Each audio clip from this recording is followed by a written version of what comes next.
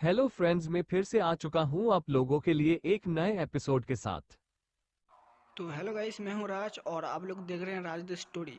तो आज का वीडियो शुरू करने से पहले मैं आप लोगों को बता दूं, अगर आप लोग चैनल पर नए आए हो तो प्लीज़ चैनल को लाइक सब्सक्राइब एंड कमेंट जरूर कर देना। तो शुरू करते हैं आज का स्टोरी, तब तक के लिए बाय बाय। पुण्यवर्धन का मार्ग और अग्निहोत्री परिवार की परेशानी।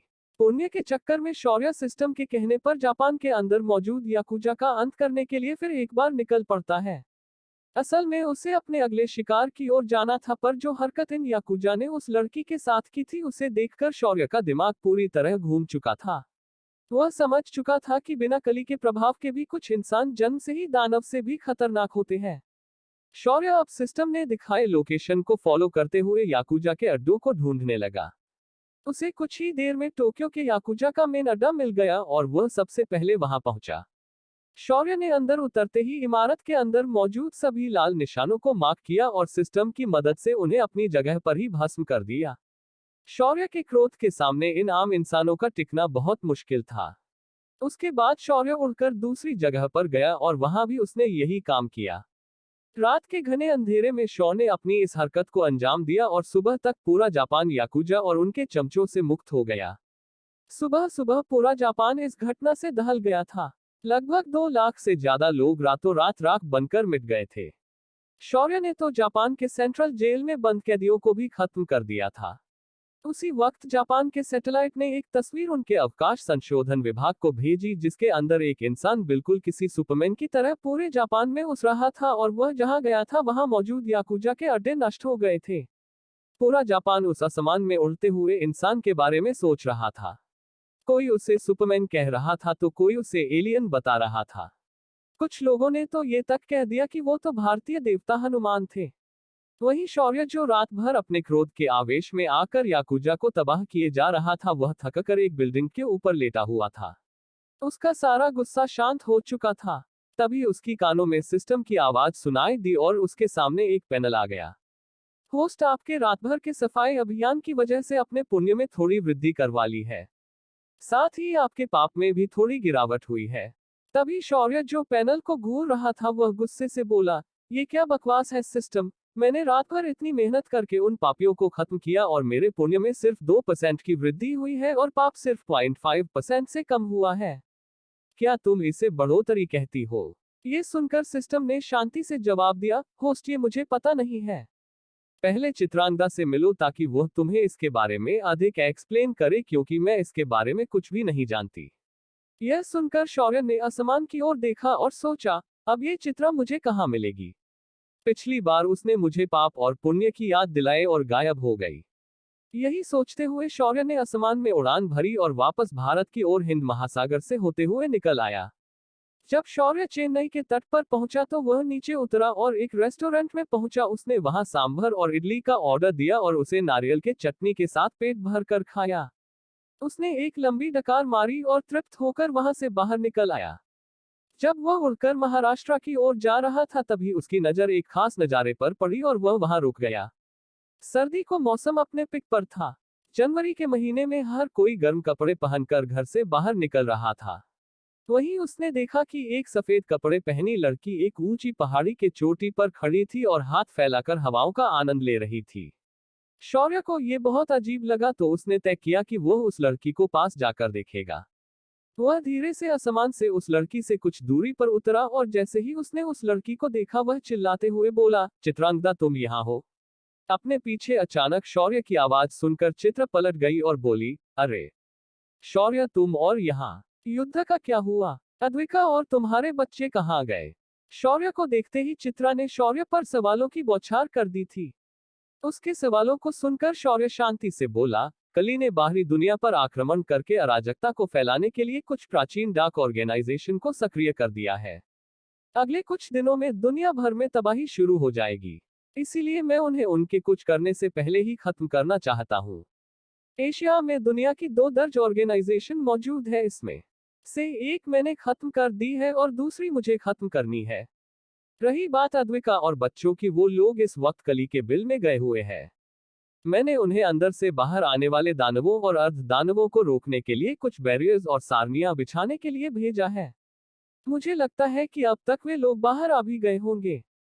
शौर्य का जवाब सुनकर चित्रा ने सिर हाँ में हिलाया। तभी शौर्य आगे बोला, वो सब छोड़ो और अब मुझे बताओ कि मैंने कल रात कई पापियों को मार डाला पर मेरे पुण्य में सिर्फ 2% की ही वृद्धि हुई और वो उन एंजल्स को खत्म करने से मेरे ऊपर एक पाप की मुहर भी लगी हुई है। अब मुझे इसका पूर्ण स्पष्टीकरण बताओ। ये सुनकर चित्रा की आंखें चौड़ी हो गई और वह हैरानी से बोली, क्या कहा तुमने अभी? तुमने एंजल्स की जाति को पृथ्वी पर से नष्ट कर दिया है। तुम्हें पता भी है उन्हें ब्रह्मा जी ने खास देवदूतों के रूप में निर्माण किया था। उनका खात्मा यानी सीधा ब्रह्मदेव के पुत्रों का खात्मा होता है और इसका परिमाण बहुत ही खतरनाक हो सकता है। ये सुनकर शौर्य भी सीरियस होकर बोला, मैं मानता हूँ कि ब्रह्मदेव ने बनाई यह जाति बहुत खास थी पर इसका मतलब ये नहीं कि उन्हें खुद पर इतना घमंड करके इंसानों को तुच्छ लेखने का अधिकार मिला हो। ये जाति अहंकार में चूर होकर खुद को बाकी जीवों से श्रेष्ठ समझ रही थी। यहाँ तक कि ये खुद को ही भगवान समझने की भूल कर रहे थे। इसीलिए मैंने उन्हें खत्म कर दिया। शौर्य की बात सुनकर चित्रा के ओंठ थोड़े कांप गए। उसकी इच्छा तो बहुत हो रही थी कि वह अभी शौर्य को पकड़े और उसे घसीट घसीट कर पीट दे, पर उसने अपने क्रोध को नियंत्रित किया हुआ था। चित्रा ने एक गहरी सांस ली और बोली, ठीक है, मैं तुम्हारी भावना समझ गई।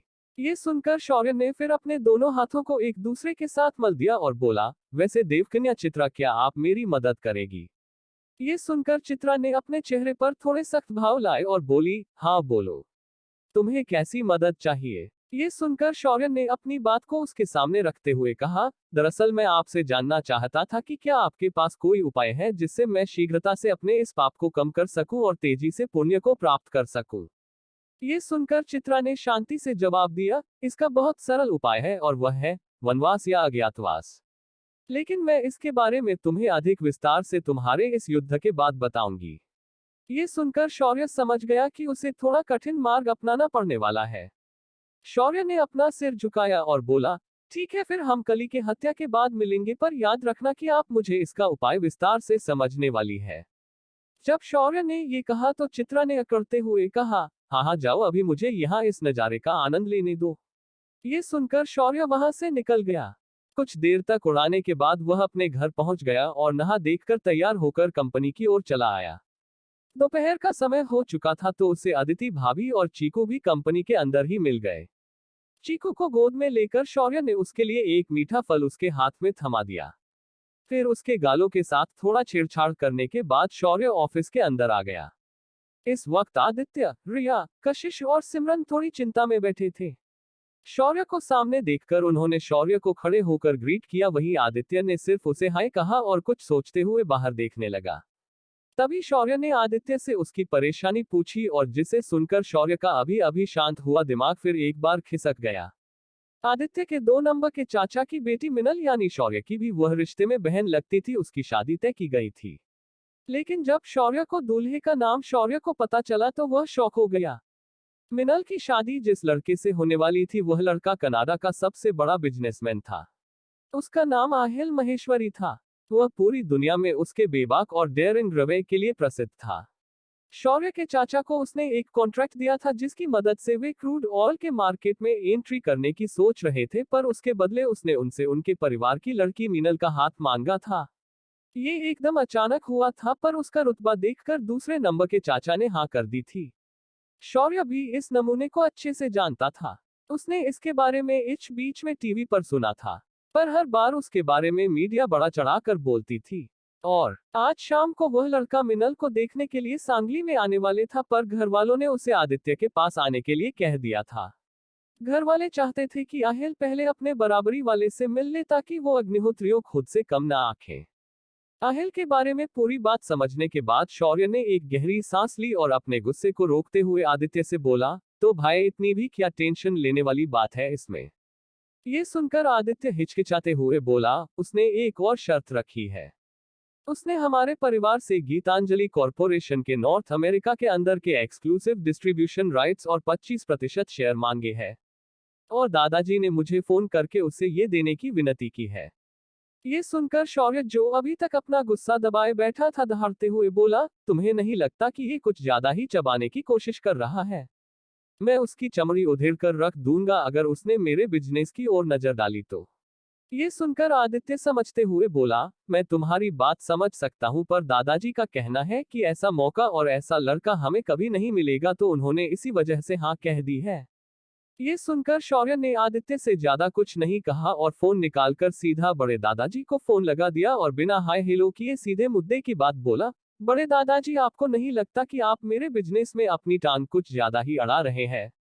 शौर्य की ऐसी टेढ़ी बात सुनकर बड़े दादाजी समझ गए कि शौर्य का इशारा किस ओर है, तो उन्होंने उसे समझाने की कोशिश करते हुए कहा, शौर्य, वह लड़का बहुत ही अच्छा और पावरफुल लड़का है। अगर हम उसे अपने परिवार से जोड़कर उसे और अधिक मदद कर देंगे तो हम पूरे दुनिया भर में सबसे बड़े परिवार के रूप में जाने जाएंगे।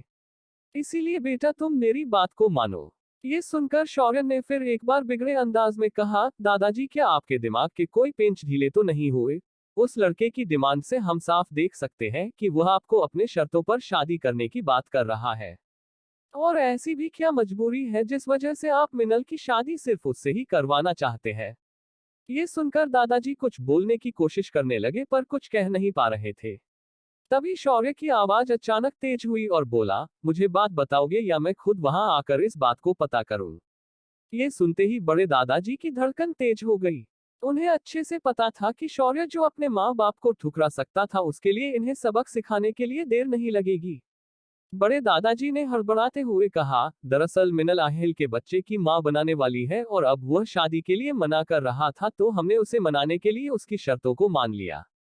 ये सुनकर शौर्य ने गुस्से से अपना हाथ सामने की दीवार पर दे मारा और पूरे ऑफिस का वह हिस्सा धूल में मिल गया। शौर्य जोर से दहाड़ा, आहिल महेश्वरी, तूने तेरी मौत को दावत दी है। आज तू और तेरा खानदान इस धरती के कोने से मिट जाएगा। शौर्य की आवाज फोन के उस पार बैठे बड़े दादाजी ने सुनी तो वह शौर्य को समझाते हुए बोले, ऐसा बिल्कुल भी मत करना शौर्य, वरना हमारी नाक कट जाएगी। हमारे घर में फिर मिनल एक बिन ब्याही माँ बन जाएगी और उसके बच्चे को किसी अनाथ की तरह दर दर की ठोकरें खानी पड़ेगी। ये सुनकर शौर्य ने एक गहरी सांस ली और बोला, आप उसकी चिंता मत करो। मैं आहिल को मिनल के साथ शादी करने के लिए भी कहूंगा, साथ ही वो अपनी सारी जायदाद मिनल के नाम करके जाएगा। उसके बाद तो आपको कोई प्रॉब्लम नहीं है ना? ये सुनकर बड़े दादाजी ने राहत की सांस ली, पर शौर्य ने जो आगे कहा वह सुनकर उनके मन के खुशी के भाव सदमे में बदल गए। दादाजी, अपने मुझे पराया समझा और घर की लड़कियों की इतनी बड़ी गलती को मुझसे छुपा दिया। मैं आपको इसके लिए कभी माफ नहीं करूंगा। उसके बाद शौर्य ने फोन काट दिया और आदित्य को देखते हुए बोला, अपने सारे कॉन्टैक्ट्स को इस्तेमाल करो और पता लगाओ कि आहिल और मिनल कहाँ और कब मिले थे। मुझे हर एक बात की जानकारी एकदम क्लियर चाहिए। ये सुनकर आदित्य ने अपना फोन निकाला और अपने खास आदमियों को फोन लगाया। इस टीम को आदित्य ने चार्ज लेते ही बनाया था और आज उसके द्वारा दिया काम उनका पहला मिशन था।